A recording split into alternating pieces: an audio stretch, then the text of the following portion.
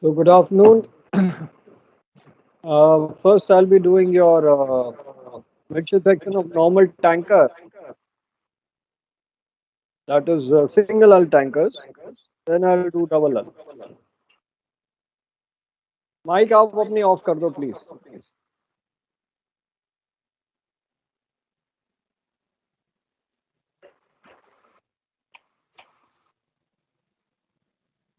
Now this is a midship section of an oil tanker. बेटा अपना mic off कर दो प्लीज, नहीं तो मेरी वॉइस इको करेगी.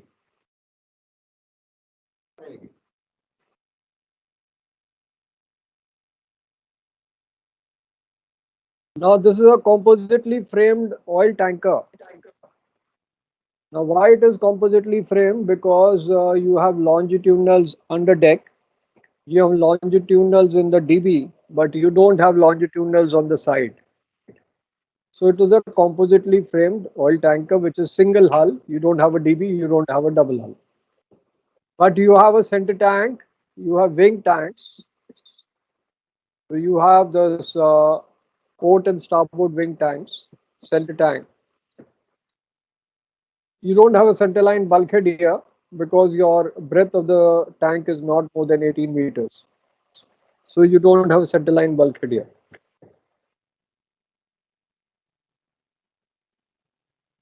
Now, in this kind of tanker, which is small tankers, your shear strake is straight. This is grade E shear strake, which is straight. Then you have the deck, you have the under deck longitudinals, and you have a transverse which is going from port to starboard, which is providing transverse strength. Longitudinals are providing longitudinal strength, and they're passing through these V notches, and there are air holes on the top to release air during ballasting. Similarly, in the bottom, you have bottom transverse and the bottom longitudinals passing through V notches, and these are the drain holes, that is for the stripping part. Now, this is your side frame, and this is the longitudinal bulkhead here. So, you have stringer plates here. Stringer plates I had explained. What are stringer plates? These are basically either they are running athwartships or they are running forenav, but they are all horizontal plates. So you have upper stringer. Actually, this and this is the same, only this has been superimposed over these longitudinals. Just to show the clarity of longitudinals, the transverse is not seen here. Otherwise, the same thing. So if you see this upper stringer, this is the upper stringer. That's the face plate in front of the upper stringer. And this is the tripping bracket here. This bracket here is a tripping bracket. There's a beam knee here to offset your racking stress. Beam knees are actually brackets only, but when they are connecting with the frame and beam to counteract your racking stress, then it's beam knee. Here it is bracket. You have got a center girder here, deck center girder. Then you have got middle stringer here, and then the lower stringer here. So this is your side frame. Outside is your hull plating, and this is your bilge bracket, bottom plating and bracket, which is connecting the longitudinal here with the bottom. Here in the lower stringer, you have these air holes here, and the stiffeners. The dotted lines are hidden lines for stiffeners. Now, the unique feature of tankers is they have a docking bracket. Here, the docking bracket is there. Why the docking bracket is there? Because during dry docking, this has to take the stress. So this is going to take the stress during dry docking. So this is the bottom girder and this is the docking bracket on the side. Now you don't have docking brackets in bulk carriers, you don't have docking brackets in container vessels, because instead of a center girder you have two side girders in lieu of one center girder. So those two girders are providing support for docking. So they don't require a docking bracket, which is exclusive feature of tankers. So you have a keel plate below this. So there's a keel plate below this, and that is a separate plate which I've showed you in the video. So this is your, now you see both the bottom plate is 20 mm thick and shear strake is 25 mm thick, because they are maximum distance from the neutral axis. Now we'll come to VLCC single hull, and then we'll do VLCC double hull. Now this is a VLCC. Sir single हल पूछता है अब exam में, अगर वो double हल नहीं लिखता तो ये बना दो। ओके। क्योंकि कई बार क्या आता है VLCC बनाओ तो यही बना दो, ठीक है, बट अगर वो डबल हल लिखा तो डबल हल का बनाना है। So that also I will show you, इसलिए मैं तीनों बता रहा हूँ। कॉम्पोजिटली फ्रेम ऑयल टैंकर वैसे ही आपके उसमें नहीं है, बट पूछ लिया तो क्या कर सकते हो ना, यू कैन डू एनीथिंग। अगर वो कह देता है ऑयल टैंकर बनाओ, VLCC नहीं लिखा और डबल एल भी नहीं लिखा, तो you have to make the one which is I shown you. Okay now this is a VLCC single hull. आजकल आते नहीं है, लेकिन बुक में तो है। तो you never know the examiner उसका क्वेश्चन क्या है, what he wants in the paper, so don't take a chance, do it whatever he wants. So this is a VLCC longitudinally framed. Why it is longitudinally framed? Because under deck you have longitudinals, bottom plating longitudinals, side shell longitudinals, longitudinal bulkhead पे longitudinal, लेकिन जो under deck है और at the above the bottom plating उनके size same है। अगर आप देखो size same है, दोनों के size same है, लेकिन जो shell plating पे है inside एंड लॉन्जिटूडनल बल्कहेड में है, ऊपर में छोटे और नीचे देखो बढ़ रहे हैं। On top they are small and they are increasing in size. Reason पता है क्या है? क्या रीजन है भाई? तो बेसिक क्वेश्चन है भाई, इतना कोई ज्यादा डिफिकल्ट क्वेश्चन नहीं है। ये ऊपर छोटे नीचे बढ़ रहे हैं, क्यों सर? नीचे ज्यादा स्ट्रेस है। कौन सा स्ट्रेस है सर? जैसे वाटर प्रेशर वाला सर। हाँ बस ये बोलना चाहिए ना, वाटर प्रेशर स्ट्रेस। अब इसमें कार्गो लोड करेंगे टैंक में तो इसमें प्रेशर आएगा, एक तो बाहर से आएगा, एक टैंक के अंदर का प्रेशर है। तो P is equal to H rho. नहीं पता है, लेकिन कई बार आप लोग गड़बड़ कर देते हो ओरल में। सब पता है, सबको पता है, लेकिन एग्जाम के टाइम भूल जाते हो, इसलिए बताना जरूरी है, और कोई बात नहीं है। Okay sir. अच्छा डायग्राम में सर ये थिकनेस लिखना जरूरी है? लिखेंगे तो अगर मान लीजिए नहीं लिखे तो नंबर कट जाएगा? थोड़ा तो कम हो ही जाएगा बेटा, अब आपका थोड़ा लेवल हाई है ना, सेकंड मिड लेवल तो है नहीं, सेकंड मिड लेवल तो है नहीं। अगर आपको पूरे पूरे मार्क्स चाहिए तो सब कुछ कर दो, थोड़े थोड़े कटवा के करने हैं तो फिर छोड़ दो, उसमें क्या। अब सर ये डिस्क्राइब में क्या लिखेंगे सर? डिस्क्राइब करने के लिए बोलते हैं ना, तो क्या क्या लिखना होता है उसमें वैसे? मैं अभी बता रहा हूँ ना, वही सब लिखना है, और अभी डबल एल का बताएंगे उसका अलग से लिखूंगा। जो मैं बोल रहा हूँ ना वही सब लिखना है, सेलिएंट फीचर्स। अब इसकी मेरी रिकॉर्डिंग हो जाएगी तो वो आपके लिए डिस्क्रिप्शन हो जाएगा ना, अभी मैं डिस्क्राइब भी तो करूंगा, उसकी रिकॉर्डिंग हो जाएगी, वही लिखना है। और अभी क्योंकि ये पीपीटी जो मैंने बनाया है दैट इज डबल हल, तो उसकी तो जो डिटेल्स है वो तो आ जाएगी उसमें, वो हम अलग इसके बाद पढ़ाएंगे। Now this feature has got, इसमें भी डॉकिंग ब्रैकेट। सबसे पहले शुरू देखते हैं डॉकिंग ब्रैकेट, जो फीचर है टैंकर्स का, ये डॉकिंग ब्रैकेट इसमें भी है, राइट। लेकिन इसमें shear स्ट्रेक राउंडेड है instead of straight, because this is pretty broad, length भी ज्यादा ब्रेथ भी ज्यादा, so shear strake is rounded. Okay, so that is the second feature.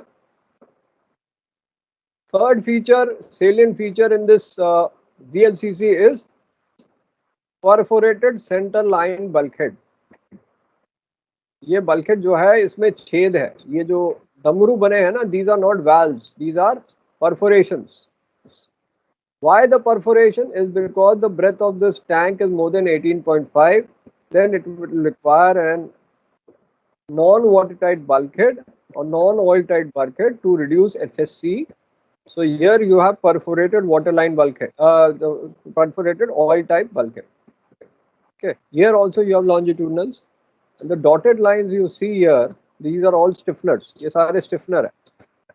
तो पहला फीचर आपको बोल दिया डॉकिंग ब्रैकेट, सेकंड है rounded, and third is your perforated center line bulkhead. The next feature is your sir अगर longitudinal. Excuse sir Stephenson को define करना पड़े तो it will be like structures which provide strength to any transfers or longitudinal. Yeah, not longitudinal पे तो नहीं बनेंगे स्टिफनर्स, girder पे बनते हैं, longitudinal पे कोई स्टिफनर नहीं होता. नहीं longitudinal गलत यूज कर दे, ट्रांसफर्स और Yeah. गर्डर्स.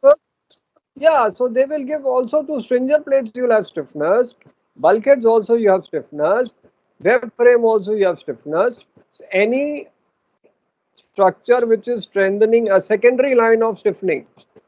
सेकेंडरी लाइन का मतलब है ये तो पहले ही स्टिफन, ये आपका वेब बनाया हुआ है, ठीक है, ये तो पहले एक स्ट्रक्चर है, इसको मजबूत करने के लिए एक और स्ट्रक्चर हो गया, दैट इज योर स्टिफनर.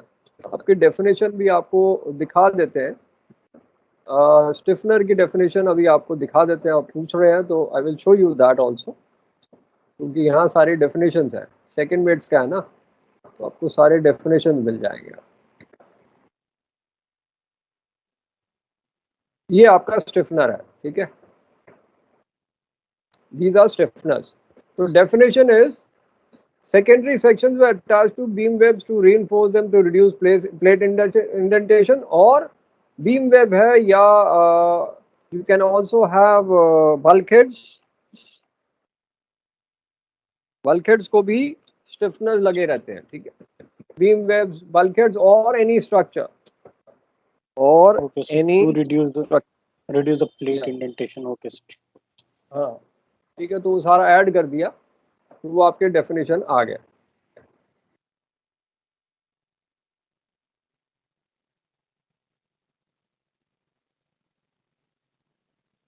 अब कहाँ गए थे?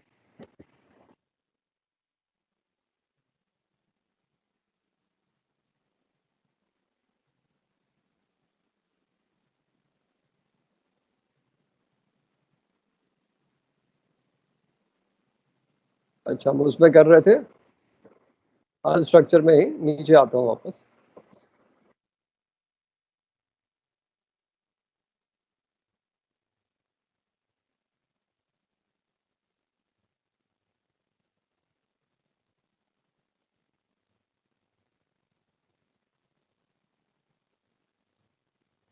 Now the next feature यहाँ है कि longitudinals, this is longitudinally frame, that is the fourth feature of this VLCC.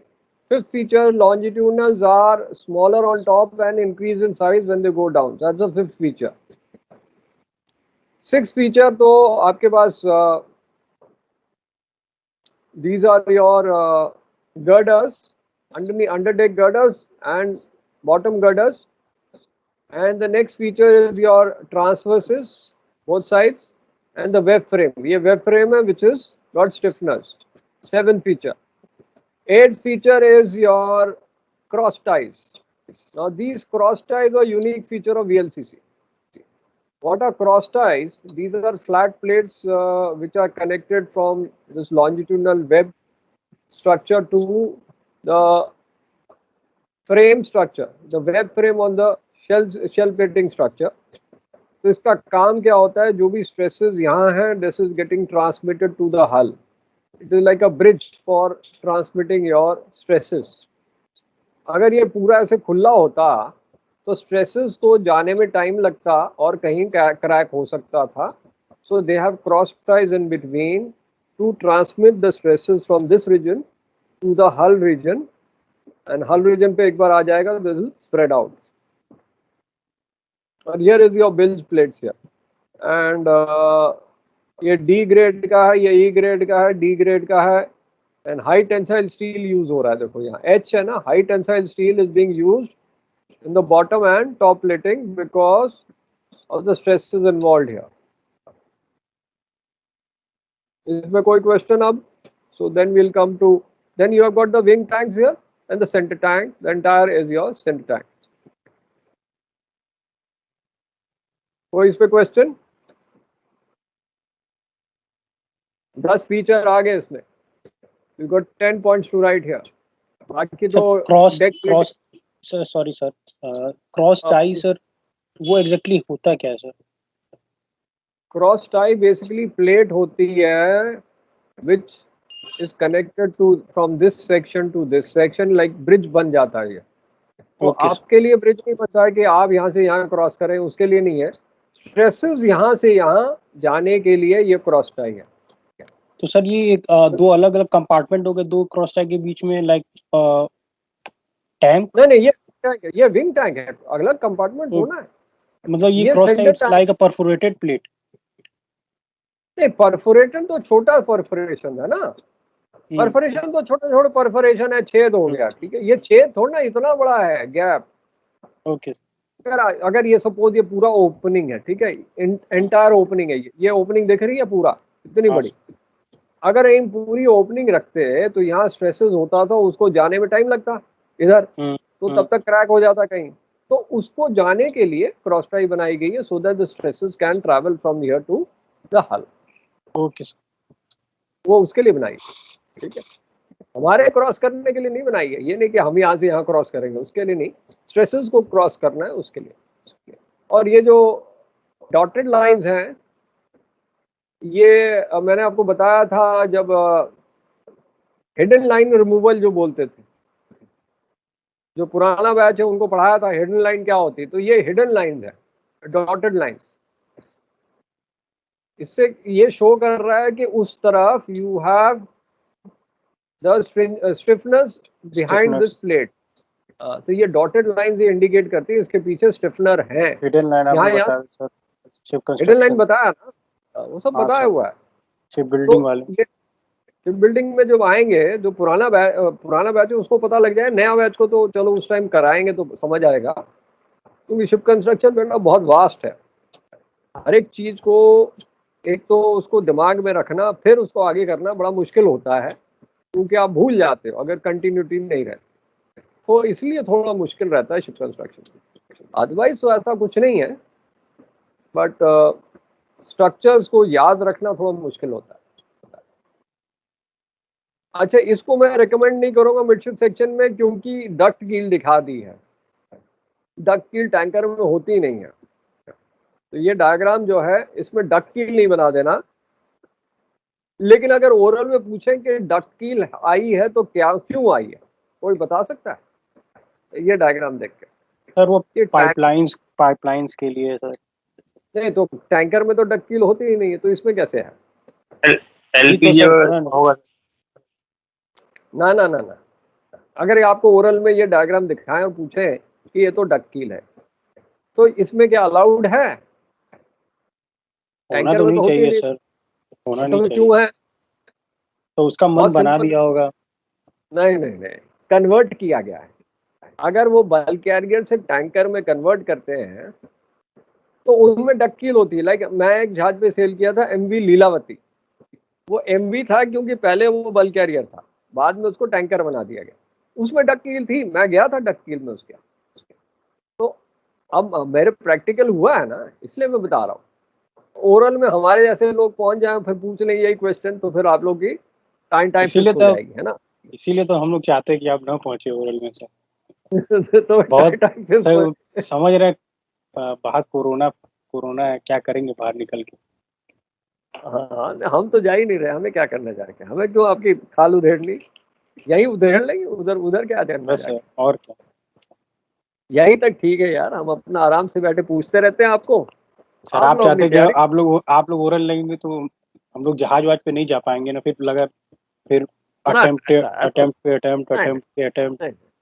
ऐसा नहीं, ऐसे हम निर्दयी थोड़ा है कि भाई कैरियर के साथ खेलेंगे, ऐसा नहीं करते। हम ऐसा थोड़ा करेंगे, अगर होते भी तो हम ऐसा नहीं करेंगे कि आपकी कैरियर के साथ खेलेंगे। हाँ, अगर वो बंदा ही एकदम डड निकले तो उसको थोड़ा पास करने देंगे, थोड़ा बहुत इधर उधर चलता है, but not that you don't answer anything और फिर बोलो भाई पास भी कर दो, वो नहीं होगा ना।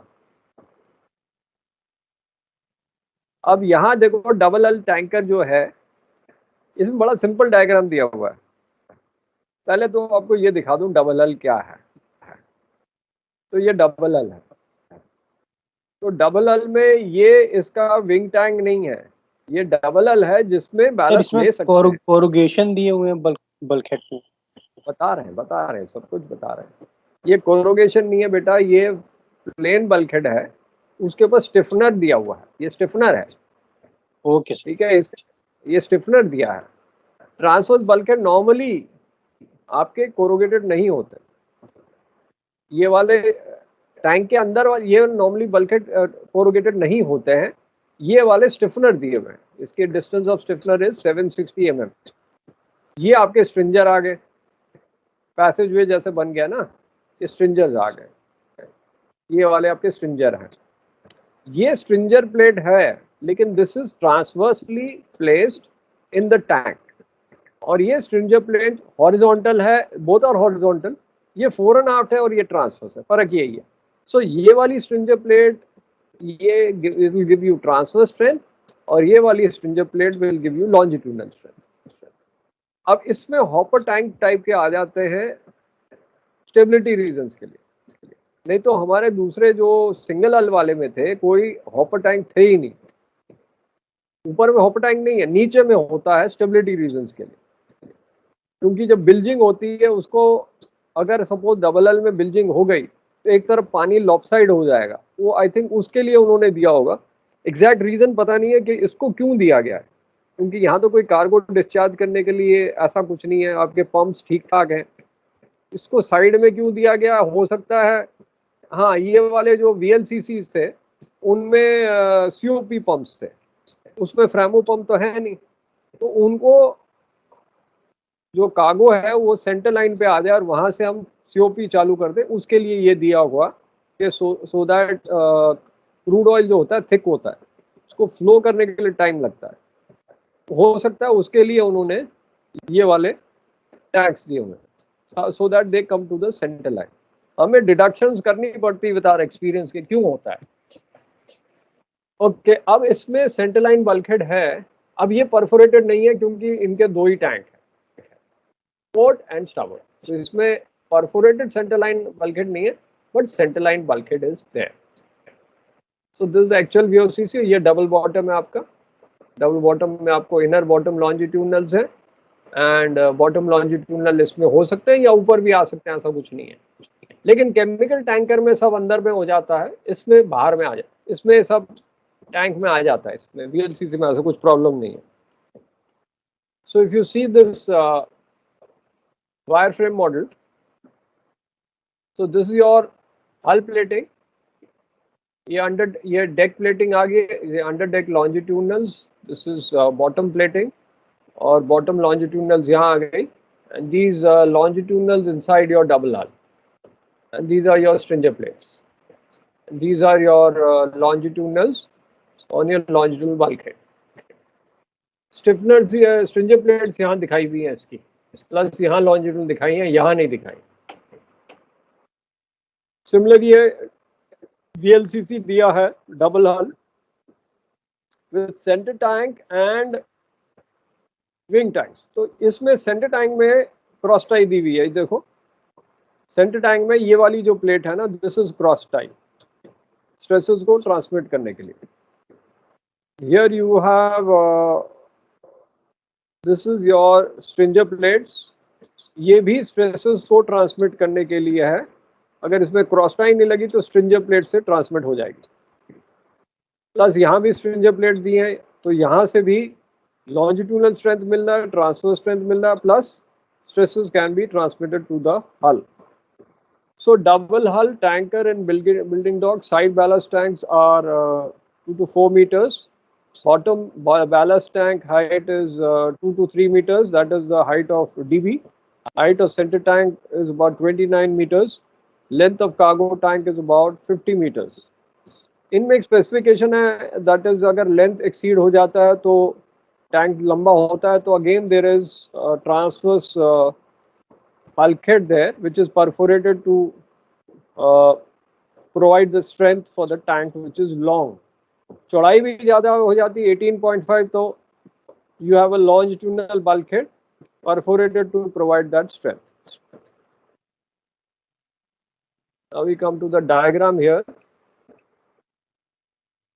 So these are your double hull. So you have the double hull tank here, the hopper tank here. इसको स्ट्रिंजर लिखा है, इसको क्रॉस ट्राई भी बोल सकते हैं. यहाँ स्ट्रिंजर लिखा है, this is cross try. The transverse webs, stiffeners are here, deck transverse, lead bracket here. If the tank is more than 18.5, तो perforated centerline bulkhead आएगा, otherwise not. And then the stringer plates are here. That's a longitudinal bulkhead here. And the DB here. DB will be longitudinally framed with your, मैंने भी बनाया हुआ है. I'll show you what I have made.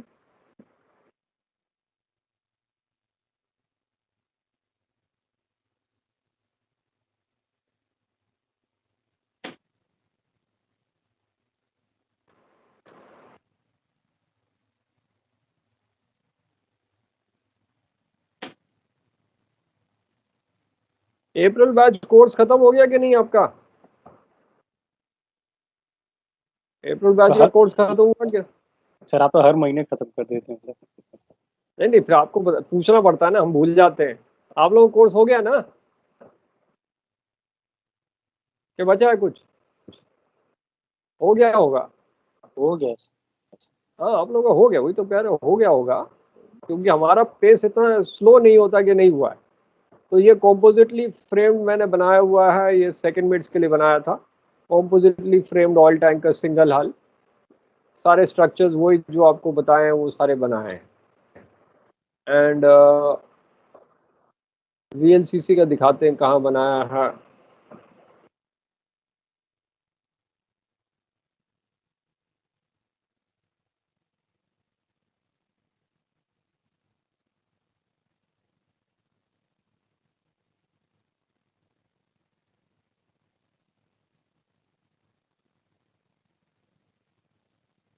Oil tanker है.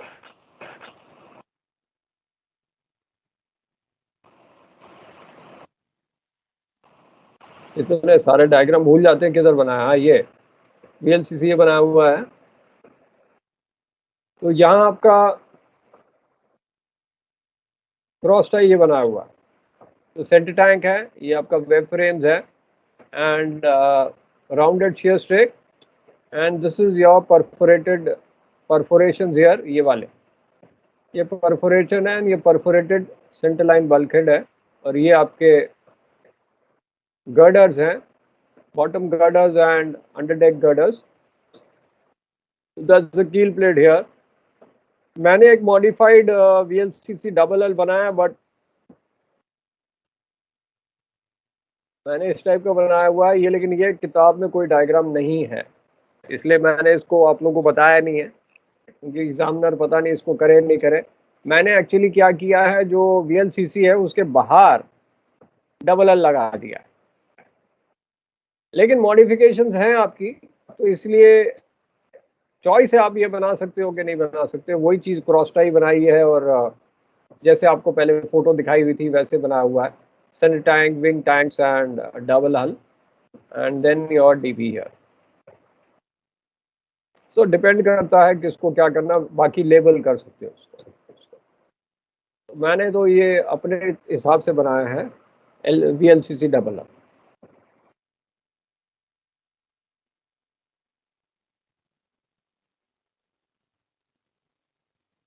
ठीक है. So now we'll do the theory part.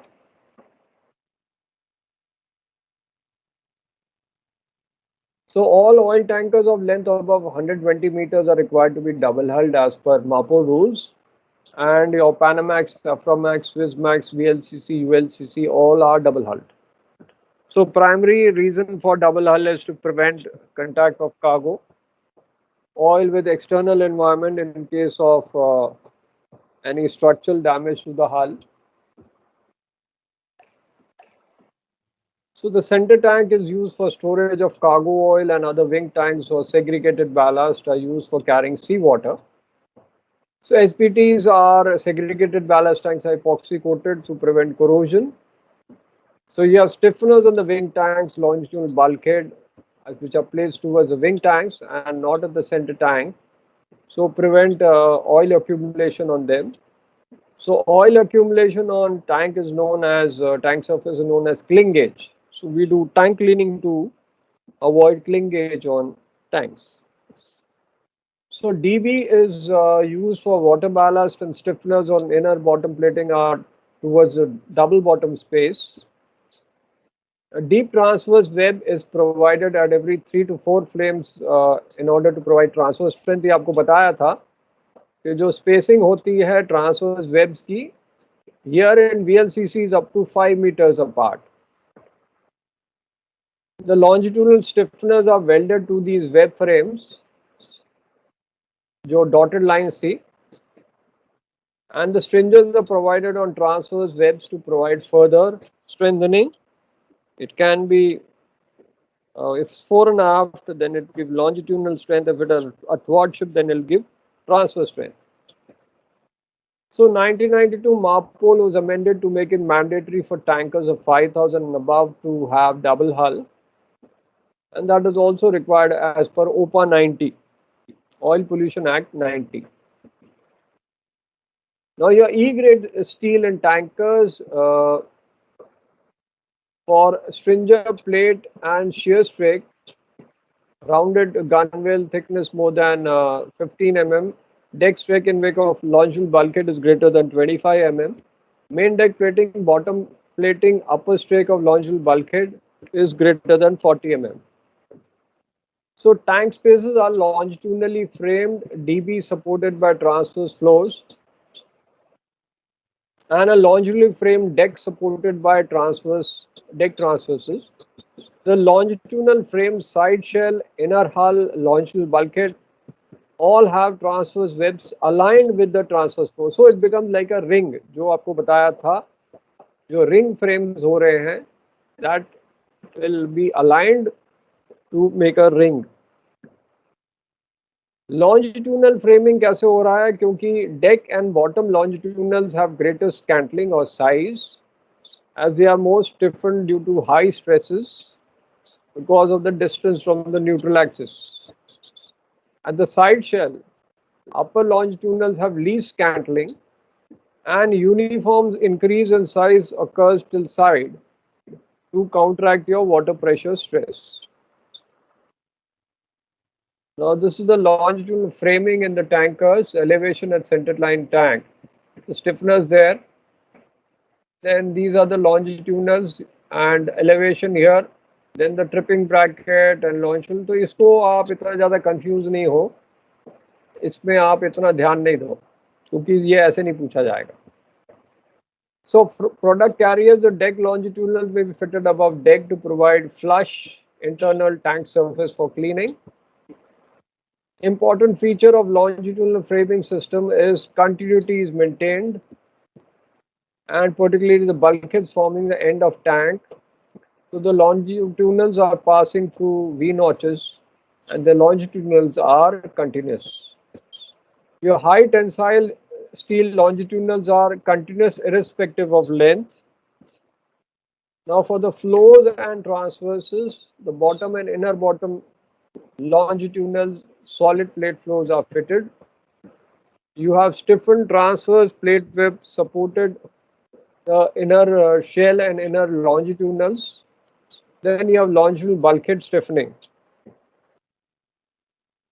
Transverses are built of a plate web. They are heavier flat face bar, the depth being adequate to allow sufficient material slots to pass through the longitudinals. So longitudinals क्योंकि under deck हैं, they will also pass through your transverses, और इसमें transverses से जब pass करेंगे तो वो watertight नहीं बनेंगे, and the they will be allowed to pass directly. Now, when you are having a double hull space, you have a solid web and you have horizontal stringers which are running fore and aft, and they are horizontal plates there giving your longitudinal strength. Wing tanks they support the deck longitudinals and fore and aft bulkhead longitudinals. Now for the bottom girders, the girders basically are going fore and aft. They are larger than your longitudinals. They give longitudinal strength. जो हमने video में देखा था, yellow वाला और blue वाला. So centerline girder जो blue वाला देखा था is required for DB, which has got heavy plate construction, and they have docking bracket. So the docking loads are transmitted when the vessel is placed on the keel block. So docking bracket will transmit that loads. अब bulkhead पे आ जाते हैं. Bulkhead spacing throughout your cargo space is determined by length of cargo tanks. So MARPOL requires that length of each cargo tank shall not exceed 10 meters, or length expressed as percentage of ship's length is dependent on number of longitudinal bulkheads fitted and minimum distance from ship side to the outer longitudinal bulkhead. Tankers of 2 or more longitudinal bulkheads will have wing and center tanks lengths up to 20% of ship's length. Then you have cofferdams formed between two adjacent oil-tight transverse bulkheads, at least 760 mm apart, required at the ends of cargo space. So the cargo space का जो requirement है cofferdam कैसे है वो आपको एक बार दिखा देते हैं. Because chemical tankers number of cofferdams are more as compared to oil tankers. So suppose now this is your cargo area. तो यहाँ में cofferdam आएगा एक आगे और एक cofferdam आएगा पीछे, both at least 760 mm thickness. तो पीछे वाला तो पंप रूम हो जाएगा, आगे वाला एक cofferdam बन जाएगा. तो ये भी cofferdam है, ये भी cofferdam है, ये cargo area है. In chemical tankers, number of cargo cofferdams is basically more. So ये आपका cofferdam आगे और ये पीछे हो जाता है.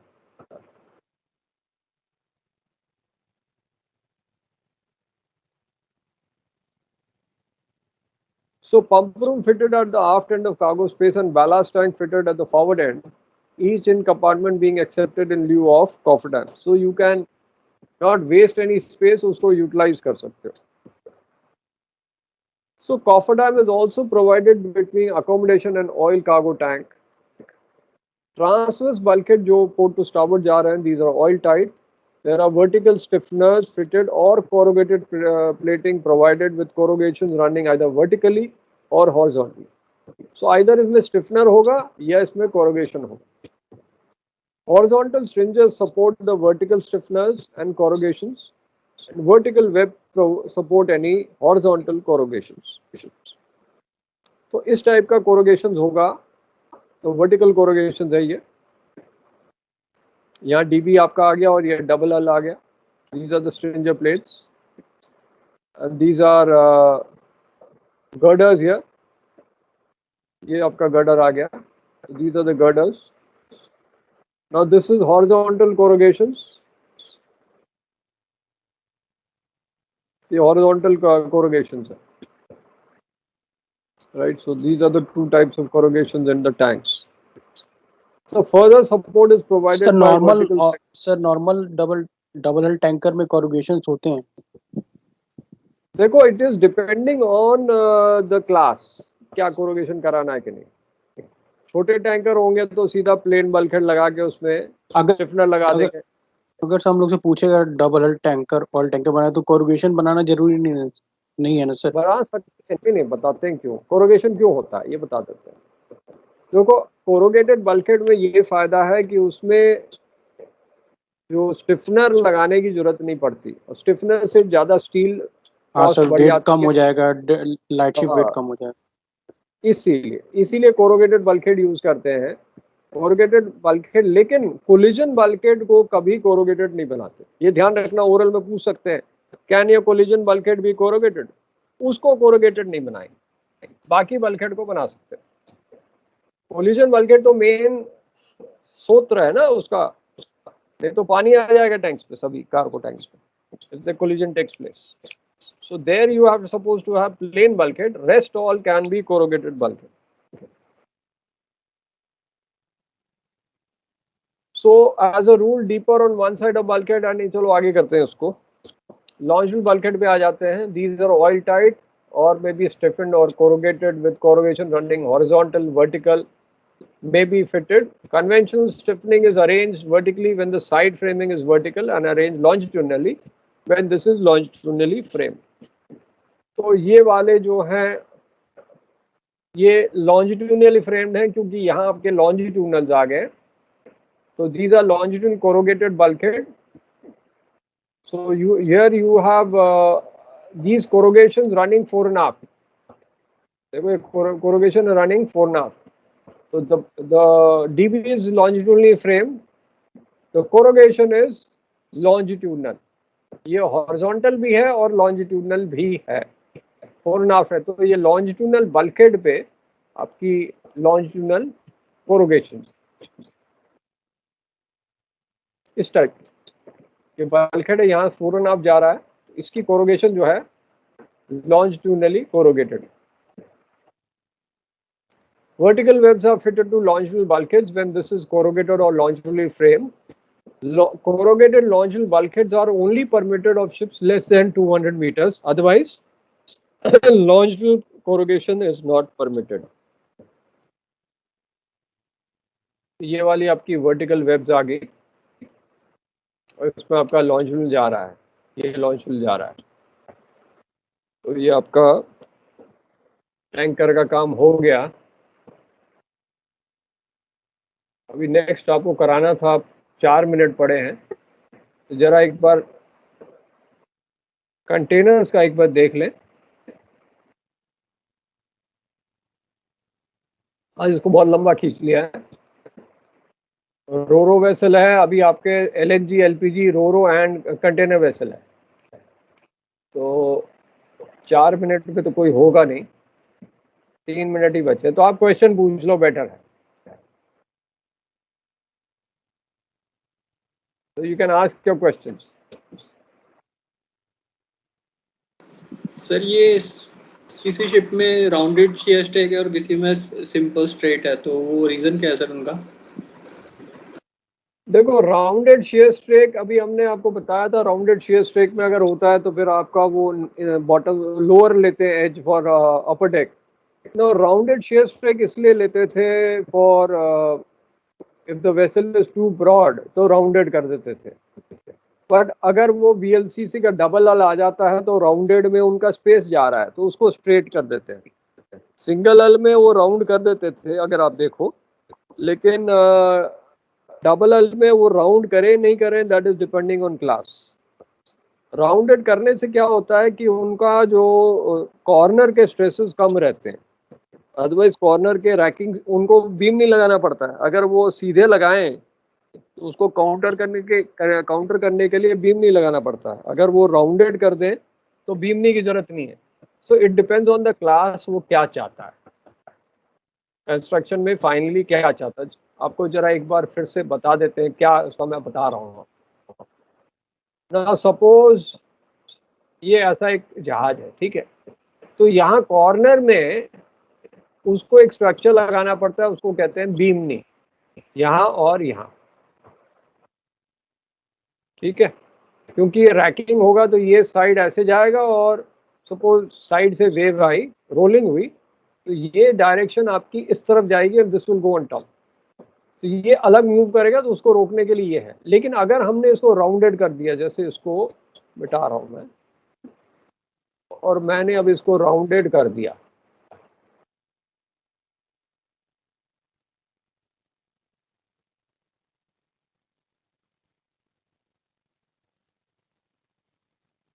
अब मैंने इसको राउंडेड कर दिया तो फायदा क्या हो गया कि मुझे यहाँ एक स्ट्रक्चर लगाने की जरूरत नहीं है। लेकिन इससे कई बार क्या है कि मैं कहूँगा कि भाई मेरा स्पेस जा रहा है तो मैं इसको स्ट्रेट लगूंगा और मैं एक बीम नहीं लगा दूंगा, कोई फर्क नहीं पड़ता मुझे। सो दैट डिपेंड्स कि भाई शिप ओनर चाहता क्या है, तो राउंड करे या सीधा करे, क्योंकि they have to see cost क्या कहाँ ज़्यादा है। मेन चीज़ है कॉस्ट देखनी पड़ती है, क्योंकि अगर मैंने इसको ऐसा कर दिया यहाँ तो मुझे बीम नहीं लगानी पड़ जाएगी, है ना, मुझे बीम नहीं लगानी पड़ जाएगी और बीमनी की कॉस्ट के हिसाब से, और ऐसा कर दिया तो मैं कार को ज़्यादा ले सकता हूँ। स्ट्रेट शेयर स्ट्रेट रखा, कार को मैं ज़्यादा लोड कर सकता हूँ। So it depends on class क्या करना है। क्लास का मतलब जो फाइनल खरीदार है वो क्लास को बोलेगा भाई ऐसा कराओ, तो वो अकॉर्डिंगली काम वैसे ही करेगा। ये रीज़न है। ठीक है, फिर we'll take a break now. Okay, sir. Okay, so we'll take a break now. Okay, sir. Thank you.